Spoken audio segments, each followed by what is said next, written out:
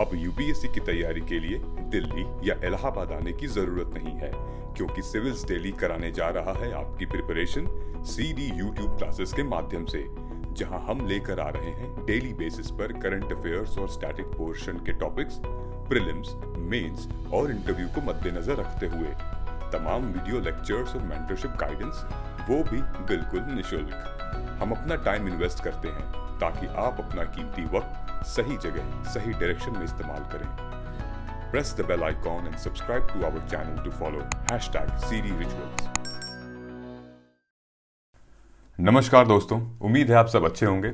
मैं सिद्धार्थ, आपका मेंटोर, स्वागत करता हूं सिविल्स डेली के यूट्यूब चैनल पर, जहां आज हम बात करेंगे यूपीएससी प्रीलिम्स मेन से जुड़ी कुछ इंपॉर्टेंट एंड रेलेवेंट टॉपिक पर from the Hindu editorial and op-ed section.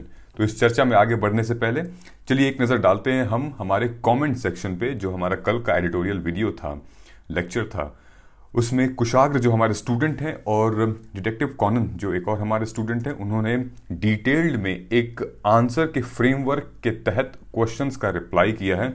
And first of all, I really appreciate them investing their time on our YouTube classes, YouTube channel. Thank you so much Kushagra and detective Conan. So Kushagra, जो तुमने answer लिखा है, ये एक बहुत ही holistic और broad concept आपने बताया है India's it's role in international policies. Okay, this is not specific to some particular country nor a bilateral relation with India, Russia, China, anywhere. It's just an holistic thing. यहाँ वाली जो तुमने बात की है, ये नाम वाली जो बात की है, this is very to the point thing. कहीं पे भी अगर इंटरनेशनल पॉलिसीज की बात आए और जहां पे इंडिया का स्टैंड नहीं दिखे, या फिर इंडिया वो स्टैंड नहीं ले पाए, या फिर थोड़ी सी कंफ्यूजन में, जैसे अफगानिस्तान का मामला हुआ, जैसे बेलारूस वाला मामला हुआ, तो नाम का इंपॉर्टेंस बहुत बढ़ जाता है यहाँ पे। और नेहरू जी को इसके लिए दिया जाता है, क्योंकि नेहरू जी ने ही ये सारी चीज़ें इंट्रोड्यूस की थी, स्टार्ट की थी। जैसा कि आपने लिखा है कि नाटो और वार्शा दो भागों में पूरा वर्ल्ड डिवाइड हो गया था उस टाइम पे, तो नेहरू जी ने ये सही समझा, क्योंकि ऑलरेडी हमारी कंट्री उस टाइम इतने फेमाइन से, गरीबी से गुजर रही थी। ऑलमोस्ट 13% जनता थी जो कि सिर्फ और सिर्फ पैसे वाली थी, बाकी तो बहुत दयनीय स्थिति थी। तो well done, good one here, and keep writing the answers. Eventually आपकी खुद एक फ्रेमवर्क डेवलप होगा, और हर एक पॉइंट का एक कंटेंट का फ्रेमवर्क बनाते चलिए। Okay, next up detective Conan. I think आप लोगों ने, दोनों ने, कुशाग्र और आपने, आई थिंक अलग अलग सवालों के आंसर लिखे हैं। उन्होंने दूसरे लिखे हैं और आपने लिखा है चाइना और यूएस से रिलेटेड, और फिर इंडिया का क्या रोल रहेगा। तो यहाँ तक तो ऑलरेडी हमने कवर किया हुआ था, ठीक है। यहाँ जो आपने बताया है, India has a bigger ambition still far away from realizing it despite its massive population in, ठीक है।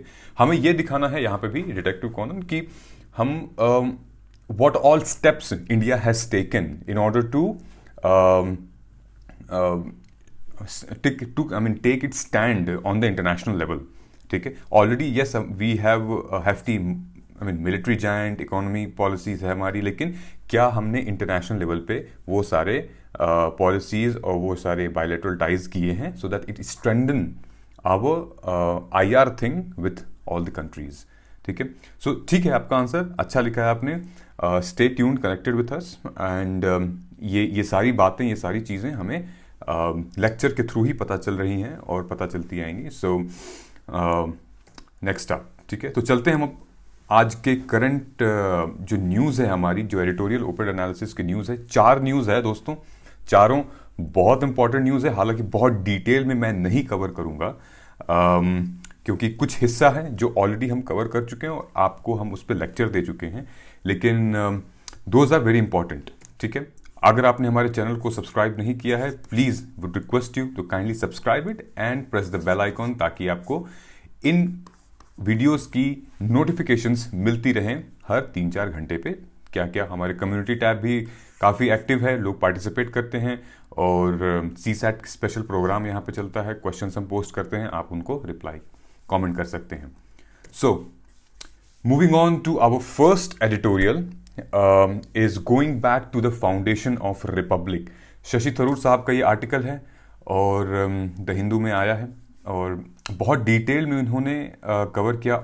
हालांकि ये मशहूर है अपनी इंग्लिश भाषा से, लेकिन इस आर्टिकल को पढ़ने के बाद आपको यही लगेगा कि it's very genuine and logical answer, logical जो एडिटोरियल है। ये क्यों लॉजिकल है इसमें हम आपको शेयर करेंगे। ये जो है जीएस पेपर 2 का पार्ट है, salient feature of Indian society and then diversity of India, ये जीएस 1 का भी पार्ट है, and then diversity of India 2, governance policies और सोशल इश्यूज भी कहीं ना कहीं इसमें है। ठीक है, मेजरली हम जो यहाँ समझेंगे वो है कॉन्स्टिट्यूशनलिज्म और सिविक नेशनलिज्म। ठीक है, ये जो इज्म वाला मामला है ये पूरी की पूरी आइडियोलॉजी वाला मामला होता है। किसी के आगे, किसी के वर्ड के पीछे इज्म लग जाता है तो वो एक विचारधारा बन जाती है, आइडियोलॉजी बन जाती है। ठीक, so this is the constitution of India and we the people of India. So let's move on here. इस पूरे आर्टिकल में शशि थरूर सर ने ये बताया है कि रिसेंटली अभी जो राहुल गांधी जी जयपुर में एक स्पीच दे रहे थे जहां पे उन्होंने डिफरेंशिएट किया हिंदुइज्म और हिंदुत्व को। ठीक है, इंडिया जो कि एक हिंदुत्व डोमिनेंट कंट्री, कहीं ना कहीं प्रोटेस्ट हो रहा है, हर आर्टिकल्स में आता है, एक डोमिनेंसी दिख रही है। वहीं पे जो सेकुलरिस्ट सेगमेंट है, जो धर्मनिरपेक्ष सेगमेंट है, जो सोसाइटी है, वो क्लैश कर रहे हैं हिंदुत्व वाली फिलॉसफी से, हिंदुत्व वाली आइडियोलॉजी से। तो इस पूरे आर्टिकल का यही मानना है। तो शशि थरूर साहब ये कह रहे हैं कि चलो let's go back to the foundation of the republic, कि क्या ये लिटरली था किसी पर्टिकुलर रिलीजन को लेके हमने ये कॉन्स्टिट्यूशन बनाया था, या फिर एक सेकुलरिस्ट वे में ये कॉन्स्टिट्यूशन का निर्माण हुआ था, हमारे संविधान का निर्माण हुआ था। ठीक है, देखिए जब हमारा इंडिया आज़ाद हुआ था तो आज़ाद होने से पहले ही हमारे बहुत सारी ऐसी चीज़ें, हम लिबरल नहीं थे, राइट। एक तो हम कॉलोनियलिज्म के शिकार थे, उसके बाद फिर उससे पहले फिर मुगल्स। तो एक टाइम पे हम लिबरल नहीं थे, राइट। हम कास्ट, रिलीजन, सोशल हायरार्की, इन सब के प्रेजुडिसेस में लिपटे हुए थे, उलझे हुए थे। ठीक है, लेकिन अचानक से जब हमें एक आज़ादी मिल जाती है, फ्रीडम मिल जाती है, किसी भी काम करने को, किसी भी काम को अंजाम देने के लिए हमें जब फ्रीडम मिल जाती है कुछ भी करने की, तो उस टाइम पे बहुत मुश्किल होता है ये कंट्रोल करना कि स्ट्रक्चर्ड वे में चीज़ें हों। ठीक है, हालांकि यही उन्होंने लिखा है इस पूरे पॉइंट में। अगर मेरा कर्सर देख सकते हैं आप, तो यहाँ पे ये पूरा पॉइंट में उन्होंने यही लिखा है कि दो इंडिया वॉज नॉट लिबरल, फिर भी they laid down the principle of liberal constitutionalism. ठीक है, जहां पे रिप्रेजेंटेशन होगा, पॉलिटिकल रिप्रेजेंटेशन होगा, कोई कम्युनिटी का डोमिनेंट नहीं रहेगी। ऑलराइट, सो इस पूरे मामले को समझने के लिए हम पहले ये समझते हैं यहाँ पे डेमोक्रेसी और रिपब्लिक। ठीक है, जिसको हम रिपब्लिक को गणराज्य भी कहते हैं और डेमोक्रेसी को हम गणतंत्र कहते हैं हिंदी में। ठीक, तो democracy it's of course in the hand of the people, और ये सारे डिफरेंसेस आपको पता होंगे। अगर नहीं पता होंगे तो ये मैंने आपके लिए ही रख रखा है, प्लीज़ इसको डाउनलोड करिएगा। जब आप फर्स्ट कमेंट में मेंशन किया है समन्वय फॉर्म का लिंक, उसको डाउनलोड करिएगा, फ्री पीडीएफ आपको मिल जाएगा। ठीक है, सो this is just a reference, what is the difference between democracy and Republic. ठीक है, ये आपके आंसर के लिए बहुत इंपॉर्टेंट है, आ सकता है। ठीक है, इनफैक्ट PSIR में आ सकता है और जीएस पेपर 1-2 में। ठीक है, नाउ इस मुद्दे को हम ये समझेंगे कि जहां पे इन्होंने कॉन्स्टिट्यूशनलिज्म की बात की है, तो व्हाट इज कॉन्स्टिट्यूशनलिज्म। कॉन्स्टिट्यूशनलिज्म मतलब कि वो देश, वो स्टेट, वो कंट्री जो अपने संविधान की विचारधारा को फॉलो करता है, जो अपने संविधान की एस्थेटिक को, उसके मोरल वैल्यूज को फॉलो करता है, वो होता है कॉन्स्टिट्यूशनलिज्म। और क्या होता है संविधान की विचारधारा, जो बेसिक प्रिंसिपल हैं जिन पे उनका बेस बना हुआ है, वो है separation of power, judicial control और अकाउंटेबल गवर्नमेंट। ठीक है, अभी हमने कल ही डिस्कस किया था सेपरेशन ऑफ पावर से रिलेटेड जो क्वेश्चन आया था, Kesavananda Bharati case and judicial control and all. ठीक है, ये 3 चीज याद रहनी चाहिए आपको। Why and what is Indian nationalism, क्या है उनका मॉडल। देखिए, इंडियन नेशनलिज्म कहीं ना कहीं बहुत सारे कंट्रीज को देखते हुए, उनके रेवोल्यूशन को, उनके इंडिपेंडेंस को, उनकी लड़ाई को देखते हुए एक बहुत कलेक्टिव डिसीजन था यहाँ पे लोगों को अपनी विचारधारा आगे बढ़ाने का। ठीक है, चाहे आप यूएस के इंडिपेंडेंट की बात करें, फ्रेंच रिवॉल्यूशन की बात करें, या फिर यूरोप में जो पुनर्जागरण हुआ, ठीक है, इन सारे चीज़ों को देखते हुए इंडिया की जो नेशनलिज्म है वो अलग कैसे है। देखिए, इंडिया की नेशनलिज्म अलग इस वजह से है कि इंडिया एक होमोजेनस कंट्री नहीं है। हर 100 किलोमीटर पे रूप रंग भेष बदलते रहते हैं, भाषा बदलती है, एक हेट्रोजेनस कंट्री है। ओके, सो हम किसी एक पर्टिकुलर के समुदाय के लोग यहां नहीं रहते हैं, right, unlike in Europe, unlike in US. ठीक, यहां पे हर, जैसे मैंने कहा कि कास्ट, कल्चर, क्रीड हमेशा बदलता रहता है 100-200 किलोमीटर पे। ठीक है, सो जो डोमिनेंस थी, जो खत्म हुई है यहाँ पे आज़ादी के बाद, वो एक हिंदू ब्राह्मणिकल सिस्टम हुआ करता, जो हायरार्की होती है वो कहीं ना कहीं हल्का हल्का खत्म हो रही है। जो रिजिड फॉर्म थी उसकी कि ब्राह्मण, क्षत्रिय, शूद्र, वैश्य, ये जो 4 वर्ण थे, कहीं ना कहीं आज की डेट में वो दिखता है कि हाँ, थोड़ा सा फ्लेक्सिबल फॉर्म में दिख रही है।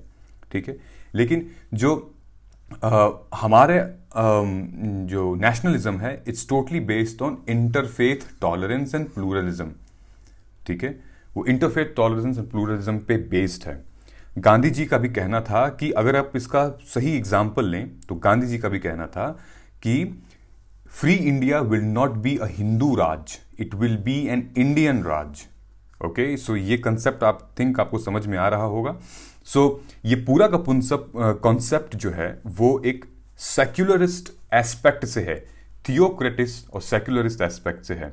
अगर हम हिंदू राज कहेंगे तो कहीं ना कहीं थियोक्रेसी को हम दावत देंगे। ठीक है, धर्मतंत्र जिसको कहते हैं, जिसपे रिलीजियसली इन्फ्लुएंस्ड स्टेट होते हैं। ठीक है, एक कंप्लीट रिलीजियस गवर्नमेंट होता, एक होता है रिलीजियसली इन्फ्लुएंस्ड स्टेट। ठीक, कहीं ना कहीं कुछ सरकारें ऐसी हैं जो रिलीजियसली इन्फ्लुएंस्ड हैं।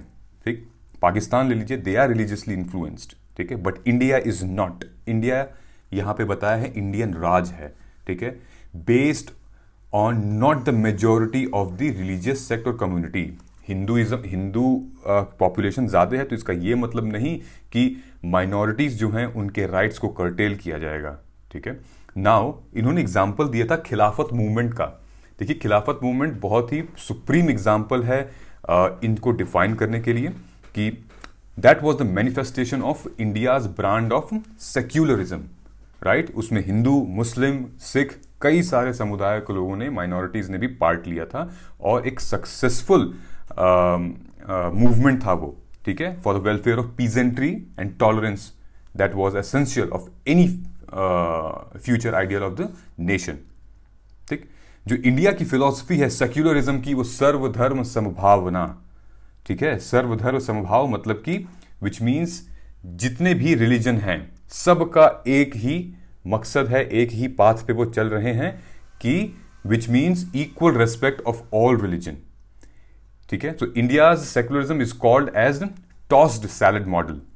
ठीक है, ये टर्म याद रखना, India's secularism called as tossed salad model. और उन्होंने ये भी कहा था कि it is also basis of civic nationalism. अब ये सिविक नेशनलिज्म क्या है? देखिए, सिविक, सिविल, ये तो आप समझ गए होंगे, civil society, civic and civics, जो हम पढ़ा करते थे अपने एनसीईआरटी में। तो सिविक नेशनलिज्म का एक सबसे प्राइम एग्जांपल है यूएस।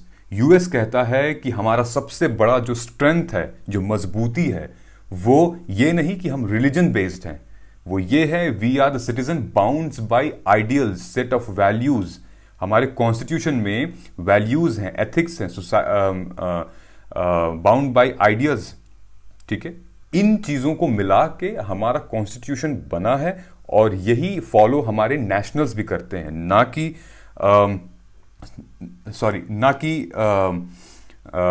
ये सारी चीजें आप करते हैं। ठीक है, ताकि रिलीजियस, वहां पे रिलीजन ऐसा कुछ नहीं है, ऐसा सिस्टम वहां पे। ठीक, ये पॉइंट इंपॉर्टेंट था जो आपने यहां पे देख लिया। ये कुछ इंपॉर्टेंट की नोट्स हैं जो कि मैंने इसमें से लिए हुए हैं, आर्टिकल में से, जहां पे थरूर साहब ने बहुत डिटेल में मेंशन किया था कि आखिर कॉन्स्टिट्यूशन बना क्यों है भाई। देखिए, कॉन्स्टिट्यूशन बना इसलिए है ताकि कंट्रोल कर सके जो भी स्टेट है पावर में, एक्चुअली कंट्रोल कर सके, अदरवाइज तो फिर वो धीरे धीरे ऑटोक्रेसी हो जाएगी, ठीक है, अथॉरिटेरियनिज्म आ जाएगा यहाँ पे, जैसे बेलारूस में हो रहा है, ठीक है। तो संविधान का मतलब ये है कि संविधान एक ऐसा टूल है ताकि वो कंट्रोल कर सके स्टेट के पावर को, लिमिट कर सके, ठीक है, जहां पे to prevent temporary majority, since in जब भी डेमोक्रेटिक कंट्री कोई होती है, मेजॉरिटी किसी न किसी की रहती है। अब जैसे 2000 मेरे ख्याल से एनडीए की जब गवर्नमेंट थी कांग्रेस की, उसमें भी एक मेजॉरिटी थी, ठीक है, टेम्पररी मेजॉरिटी थी। अब एनडीए की गवर्नमेंट है, इसमें भी मेजॉरिटी है बीजेपी की, सो एक टेम्पररी मेजॉरिटी है, लेकिन इस टेम्पररी मेजॉरिटी की वजह से कुछ माइनॉरिटीज को दिक्कत पहुंचे, ऐसा नहीं होना चाहिए, और ना ही कॉन्स्टिट्यूशन को पे उसका अफेक्ट दिखना चाहिए। Therefore the rule of law should prevail and everybody should respect the rule of law. तो अंबेडकर जी का यही कहना है कि the rights of Indian citizen could not be taken away by any legislature, ठीक है, इसलिए क्योंकि वो भाई मेजॉरिटी में है। ऐसा नहीं है, सरकारें बदलती रहेंगी, लेकिन कॉन्स्टिट्यूशन, संविधान का जो मूल बेसिक स्ट्रक्चर है, नहीं चेंज होना चाहिए। यहां पे इन्होंने आर्टिकल्स मेंशन किए हैं, मैंने जानबूझ के आर्टिकल्स नहीं डाले हैं क्योंकि ये ऑलरेडी बहुत बार आई थिंक आपको याद हो गए होंगे, नहीं तो फिर भी इन्होंने बस ये कहा है इसमें कि जो हमारे कॉन्स्टिट्यूशन में आर्टिकल्स हैं वो रिप्रेजेंट करते हैं इक्वालिटी को, मौका दें, ठीक है। वो ये कहते हैं कि सिविक नेशनलिज्म फॉलो हो रहा है, ना कि कोई रिलीजन नेशनलिज्म फॉलो हो रहा है, ना कि कोई थियोक्रेटिक नेशनलिज्म फॉलो हो रहा है। हिंदुत्व जैसी चीजें ऐसे कुछ नहीं है हमारी कॉन्स्टिट्यूशन में। ये सारे आर्टिकल हैं, आर्टिकल 26A, आर्टिकल 29(1), 19(5), आर्टिकल 25, ये सारे इंश्योर करती हैं जो हमारे माइनॉरिटीज हैं, जो राइट्स हैं उनके, जो सिटीजन हैं हमारे, उनकी राइट्स को मेंटेन किया जाए, उनको अपलिफ्ट किया जाए, और उनको एक एम्पावरमेंट किया जाए, ताकि ये किसकी रिस्पॉन्सिबिलिटी बनती है? ये रिस्पॉन्सिबिलिटी बनती है जो कि मेजॉरिटी में है, ठीक है। मेजॉरिटी की रिस्पॉन्सिबिलिटी बनती है दोस्तों कि माइनॉरिटी सिक्योर फील करे। Understood? Good. So next up जो है, इसमें यही बात की गई है कि constitutions are tool to restrain the power of the state. We have done it. The founder of Indian Republic held a conception. उन्होंने कहा कि भाई the subordinate politics of law as it puts rights on the, ये भी हमने discuss किया है कि लेजिस्लेचर नहीं हो सकता। Constitution guaranteed presentation not to one predominant, ये वही बात की गई है।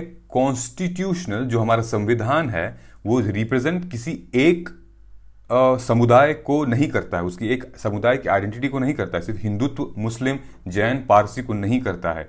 ये एक इंडिविजुअल एक्सप्रेशन को रिप्रेजेंट करता है, ठीक है। ये वो पॉलिटिकल एजेंसी है जहां पे हर एक व्यक्ति के एक्सप्रेशन को राइट्स दिया जाता है और उसको लिफ्ट किया जाता है ताकि वो मेन स्ट्रीम में आ सके। This is why the individual vote was so important, right. Democratic politics को नॉट बी रिड्यूस्ड, एडवोकेसी है, ठीक।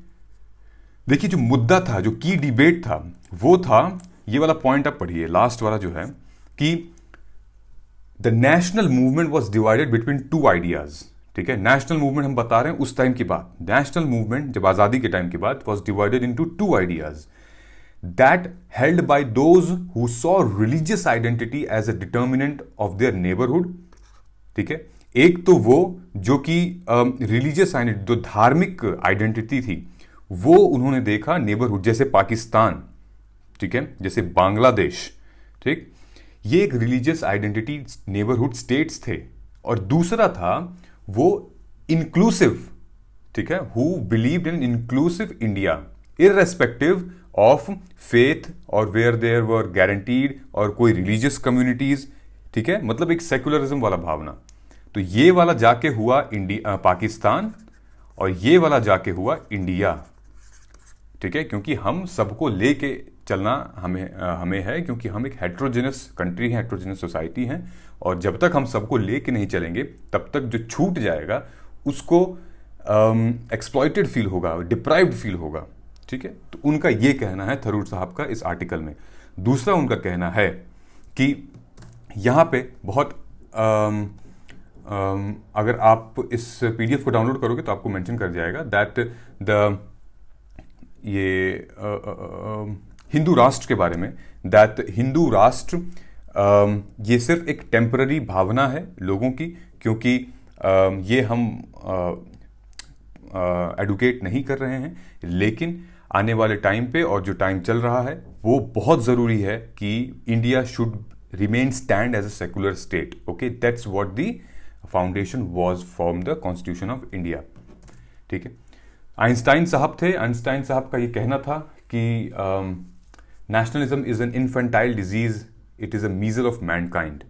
ठीक है, नेशनलिज्म, ठीक है, राष्ट्रवाद जिसको कहते हैं, तो एक इन्फेंटाइल डिजीज है, बच्चों वाली डिजीज है, वो बड़ी धीरे धीरे धीरे धीरे बढ़ती रहेगी. The idea of nationalism undermines minority rights. ठीक है, and procedure of democracy tries to suppress dissent and anti national. ठीक है, तो एक चीज आई थिंक यहाँ पे हमने मिस तो नहीं की, नहीं, ठीक है. सो मेंस पॉसिबल क्वेश्चन दोस्तों, प्लीज कमेंट करके बताइए. जबरदस्त क्वेश्चन बन सकता है. Discuss the difference between Indian and European model of nationalism. Is Indian idea of nationalism slowly drifting towards the European model of nationalism? Comment करके बताइए. हम कल डिस्कस करेंगे इसी पैटर्न में. ठीक, नेक्स्ट जो हमारा क्वेश्चन है वो है NMP, the panacea of growth, national monetization pipeline. आप यहां देख सकते हैं स्क्रीन पे, ये जीएस पेपर 3 का टॉपिक है, गवर्नमेंट पॉलिसीज एंड इंटरवेंशन. ठीक, तो मसला ये था दोस्तों, मैं आपको थोड़ा सा डिटेल में यहां बता देता हूं. यहीं पे ये हैं हमारे ऑथर साहब, hardly panacea for growth in India government, ये डिटेल में उन्होंने मेंशन किया है. सो बेसिकली मुद्दा ये था कि अगस्त 2021 में सरकार ने इस पॉलिसी को इंप्लीमेंट किया, नेशनल मोनेटाइजेशन पाइपलाइन, मतलब कि नेशनल एसेट पाइपलाइन.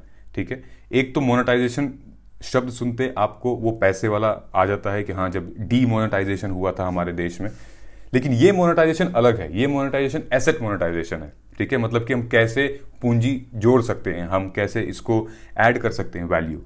तो गवर्नमेंट ने क्या किया, गवर्नमेंट के पास जितनी भी एसेट्स हैं, ठीक है, चाहे वो रोड्स हो गए, ठीक है, चाहे वो इंफ्रास्ट्रक्चर में कोई बिल्डिंग हो गई, रेलवेज हो गया, एयरपोर्ट्स हो गया, ठीक, इनको गवर्नमेंट कुछ टाइम के लिए प्राइवेट कंपनीज को लीज पे देंगी. लेट्स से 10 से 15 साल के लिए लीज पे देंगी. ठीक है, ये परमानेंट नहीं है, टेम्पररी है. 10 से 15 साल के लिए लेट्स से कि इनमें से कोई भी गवर्नमेंट लीज पे देगी. ठीक, क्या होगा कि जब गवर्नमेंट प्राइवेट कंपनी को लीज पे देगी तो प्राइवेट कंपनी गवर्नमेंट को पैसा देगी. राइट, फॉर एग्जाम्पल अगर लेट्स से एक हाईवे है, दिल्ली से कन्याकुमारी तक का एक बहुत बड़ा हाईवे है. ठीक, ये हाईवे दिल्ली यूनियन गवर्नमेंट ने कहा कि हम किसी प्राइवेट कंपनी को देते हैं. ठीक, वो प्राइवेट कंपनी अगले 10 साल तक इस हाईवे पे, हाईवे से रिलेटेड जो भी चीजें होंगी वो डेवलप करेगा, चाहे वो यहाँ मॉल डेवलप करे, शॉपिंग कॉम्प्लेक्स डेवलप करे, ढाबा डेवलप करे, restaurant, petrol, so on so fourth, वो उसका काम है. लेकिन ये जो है वो सरकार को लेट्स से कि 50,000 करोड़ या फिर 1 लाख करोड़ या 30,000 करोड़ ये रुपए इनको देगी सरकार को. और फिर गवर्नमेंट क्या करेगी कि यहीं से आया हुआ पैसा गवर्नमेंट नए रोड पे, नए इंफ्रास्ट्रक्चर पे इन्वेस्ट करेगी. तो ये टोटल कॉन्सेप्ट है कि जितनी भी एसेट्स अवेलेबल हैं हमारे पास, हमारे सरकार के पास, वो प्राइवेट कंपनीज को दी जाएं कुछ टाइम के लिए, ताकि उससे पैसा जनरेट हो और वो पैसा हम दूसरे प्रोजेक्ट में यूज कर सकें. ठीक है, सिंपल मुद्दा समझ में आ गया. तो मुद्दा ये था, ये 4 ईयर नेशनल मोनेटाइजिंग पाइपलाइन थी. ठीक है, आई थिंक ये ऑलरेडी कवर कर चुके होंगे अगर आप कांस्टेंट डेली अपडेट देखते होंगे. तो अगस्त में ये न्यूज आई थी जहां पे बताया गया था कि 4 साल के अंदर 2022 से लेकर 2025 तक के अंदर 6 लाख करोड़ का जो एक अजम्पशन एसेट है वो रेज करेंगे. 6 लाख करोड़ रुपए रेज करेंगे. ठीक है, इन्वेस्ट नहीं, समझ जाइए आप, रेज करेंगे. ठीक है, total in target in crore. So road पे इतने रुपए लग रहे हैं, रेलवेज पे इतने एक्सपेक्टेड हैं, ट्रांजिशन, ये सारे टारगेट्स हैं इनके कि यहां से इतना पैसा आएगा, यहां से इतना पैसा, यहां से इतना पैसा आएगा. ठीक है, यही चीज मेंशन किया हुआ है यहां पे कि road, railways, power sector asset will comprise 66% of the total estimated value monetised, 66% दोस्तों, ठीक है। Now telecom, mining, aviation, ports and ये सब भी चीज़ें हैं, रोड्स, रेलवेज, ये आप देख लीजिएगा, मैंने यहाँ मेंशन कर दिया है। ओके, सो 15% वैल्यू एसेट, ये भी मैंने आपको बताया अभी कि अगर 15% उनका मार्जिन होगा तो, ठीक। So national monetization pipeline will run coterminous with 100 lakh crore national infrastructure pipeline. तो नेशनल मोनेटाइजेशन पाइपलाइन अलग है दोस्तों, और नेशनल इंफ्रास्ट्रक्चर पाइपलाइन वो अलग है। इन दोनों के साथ ये दोनों मिलके 100 लाख करोड़ का एक प्रोजेक्ट रेज करेंगे और इंस्टीट्यूशनलाइज करेंगे इसको, ठीक। सो आइए देखते हैं इनके ऑब्जेक्टिव्स क्या होते हैं। Basically NIP includes economic and social infrastructure project as well, ठीक। इसको आप डाउनलोड करना, आप आराम से बैठ के घर में पढ़ सकते हो, बहुत लंबा स्कीम ये टारगेट है। Scheme of financial assistance and state, ये हम बाद में डिस्कस कर सकते हैं। तो जो ऑथर हैं उन्होंने ये कहा, उन्होंने ये जो टॉपिक मेंशन किया है, the NMP is hardly panacea for growth in India, ठीक है। मतलब कि काम नहीं कर रहा है ज्यादा, इसमें जो है कुछ आउट ऑफ बॉक्स पॉलिसीज की जरूरत है, और वो हुई है, और वही पॉलिसी को उन्होंने बताया है क्या क्या out of box policies implement हुई हैं ताकि इस प्रोजेक्ट को थोड़ा सा मतलब पुश मिला है, ठीक है। तो पहला जो इन्होंने बताया है कि let me take you here, जो पहला इन्होंने बताया है वो है पीएसयू से रिलेटेड। सो हुआ क्या था कि पीएसयू जो कंपनी है, पब्लिक सेक्टर यूनिट, जितनी भी कंपनीज हैं, उनमें एक मेजर चैलेंज आ रहा था कि जो प्रोजेक्ट है वो कंप्लीट नहीं हो पा रहा था, ठीक है। प्रोजेक्ट बहुत बड़ा मिल गया है, टाइम बहुत कम है, पैसा, टोटल कॉस्ट नहीं मिल पा रही थी, लेबर नहीं थे, लेबर की जो लेबर कोड थे, लेबर पॉलिसीज थे, वो सब नहीं थी। तो इस वजह से एक रीजन था कि इंफ्रास्ट्रक्चर बन ही नहीं पा रहा था। तो फिर जो एक इनिशिएटिव लिया गया कि जहां पे ये गति शक्ति नेशनल मास्टर प्लान को इंप्लीमेंट किया गया ताकि जो नेशनल मोनेटाइजेशन पाइपलाइन है उसमें कोई रुकावट ना हो, इनफैक्ट इंफ्रास्ट्रक्चर वाले में कोई रुकावट ना हो, ठीक। सो गति शक्ति नेशनल मास्टर प्लान को इंट्रोड्यूस किया गया था ताकि जो नेशनल मोनेटाइजेशन पाइपलाइन है वो उसको एक पुश मिले, जो अंदरूनी जो इंटरनल डिस्टर्बेंस हैं पब्लिक सेक्टर यूनिट्स में, जो कॉर्पोरेट्स में इंटरनल कॉन्फ्लिक्ट्स है, उसकी वजह से ये एनएमपी नहीं पुश हो रहा था। तो वो इसका एक स्टेप है। और गति शक्ति नेशनल मास्टर प्लान क्या है, आई थिंक आप सब जानते होंगे, अगर नहीं तो ये पूरा आर्टिकल मैंने मेंशन किया हुआ है यहाँ पे, आप देख सकते हैं।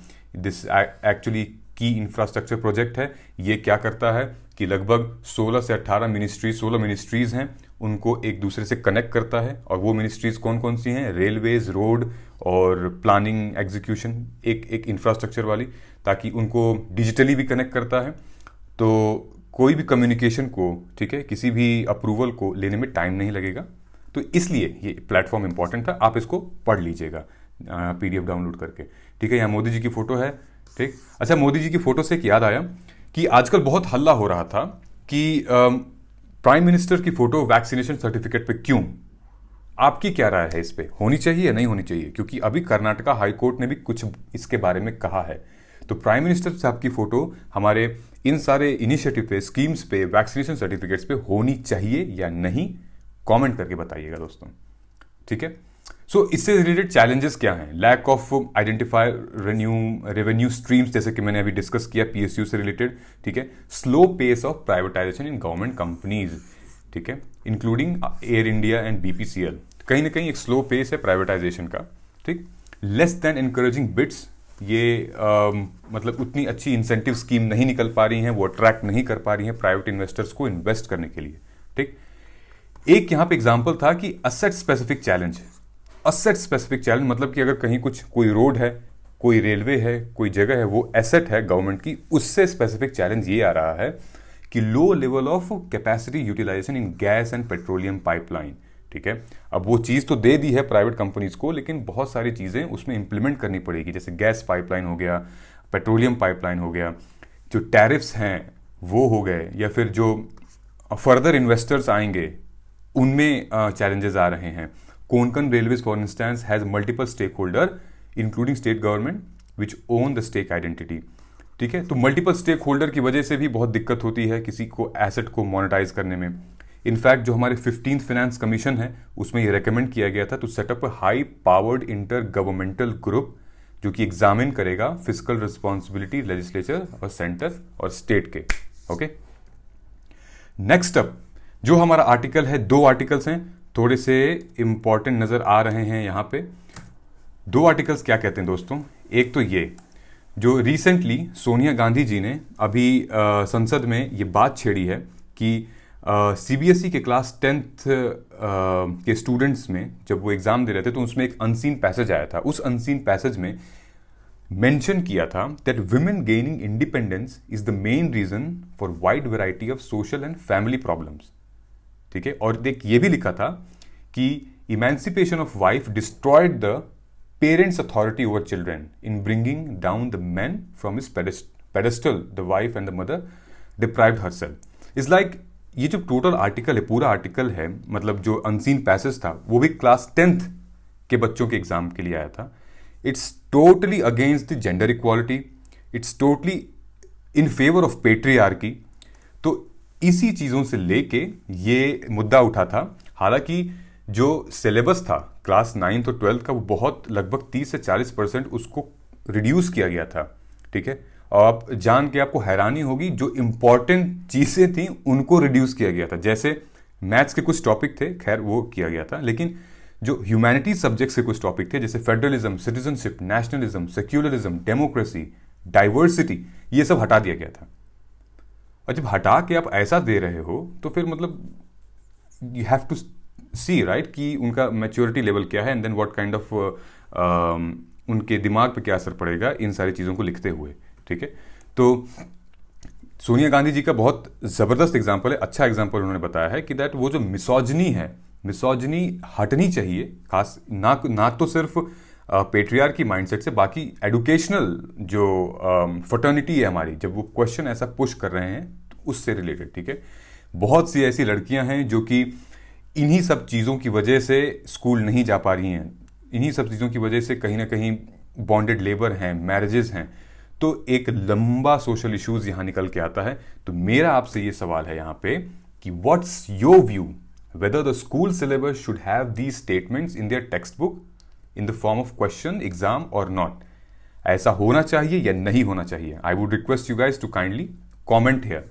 ठीक है, क्योंकि आप हम सब उस दौर से गुजरते हुए आ रहे हैं, class 10th 11th 12th graduation, तो ये चीज़ें होनी चाहिए कि नहीं होनी चाहिए, पैसेजेस ऐसे होने चाहिए? कमेंट करके बताइएगा हमें। Let us have the holistic view. और दूसरा ही टॉपिक सेम सीबीएसई से रिलेटेड ही है, तो मैं आपको यहाँ पे ले चलूँगा ओपेट सेक्शन में, जहाँ पे लॉस ऑफ ये जेएनयू के प्रोफेसर हैं सर, ये सोशियोलॉजी के प्रोफेसर हैं Abhijit Pathak, losing the art of critical thinking. यहाँ पे क्या हुआ था कि क्लास 12th का पेपर चल रहा था, एग्जाम चल रहा था, उसमें गुजरात की बात है ये, उसमें जो है सोशियोलॉजी का सब्जेक्ट था, उसमें उन्होंने एक क्वेश्चन पूछा था।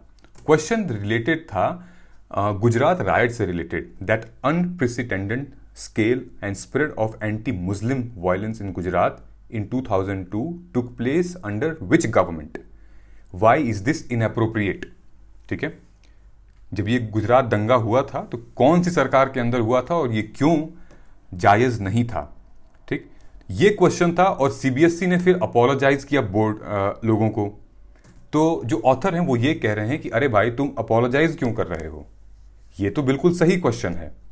स्टूडेंट्स जो हैं, अब आप सोशल साइंस आप उनको पढ़ा रहे हैं और स्टूडेंट जो हैं उनको वो करंट अफेयर से और कहीं ना कहीं उससे रिलेटेड जो डायनेमिक्स हैं उनसे अप टू डेट रहना चाहिए, चाहे वो कल्चर हो गया, चाहे पॉलिटिक्स हो गया, चाहे सोसाइटी हो गया।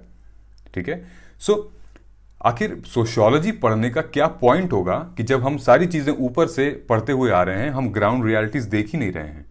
ठीक है, जब इवन सोशियोलॉजी में बहुत सारे ऐसे कंसेप्ट हैं, बहुत सारे ऐसे टर्म्स हैं, फिलोसफर्स हैं, मार्क्स, वेबर, मीड, डरखाइम, ये जब आप सोशियोलॉजी पढ़ेंगे तो इसमें उन्होंने बताया है कि भाई जो मेजॉरिटेरियनिज्म होती है उनकी दहशत क्या होती है, क्या कर सकते हैं वो।